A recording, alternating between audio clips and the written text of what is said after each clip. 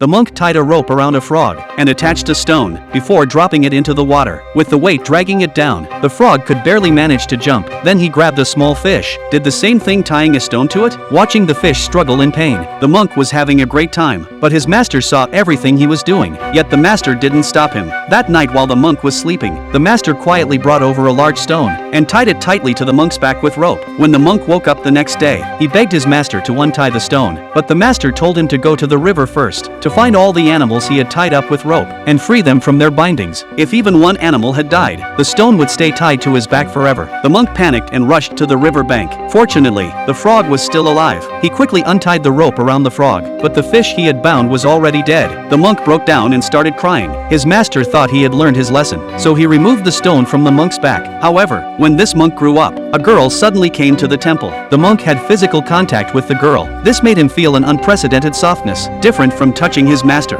It made him restless. He often secretly watched the girl. The girl's illness was very serious. Besides daily chanting, she had to take herbs on time. Then the monk sent her mother away, leaving the girl alone here to recover. The master told him to take care of the girl, but the temple only had one room. The girl slept on one side. The master and the man slept on the other. At night he often secretly watched the girl sleep. Sometimes he would catch the girl changing clothes. The girl gave him his most primal awakening, stirring his heart. But at this time he could still hold the line. One day the girl was taking a nap. The young monk went to cover her with a blanket, but couldn't suppress his inner turmoil. Secretly slipped his hand under the blanket, but the awakened girl slapped him. The girl looked at the repentant young monk, actually touched his face to comfort him. The master happened to walk in, but didn't see through the two before him. The young monk felt very guilty, picked up the wooden fish and kept hitting it. But in this desolate place, the two went from initial resistance, finally gave in to human instinct. After that the two became bolder, flirting in front of the master. While the master was asleep, he secretly crawled into the girl's blanket to seek excitement. The two would also go out on dates at night. When the two fell asleep, the boat floated back again.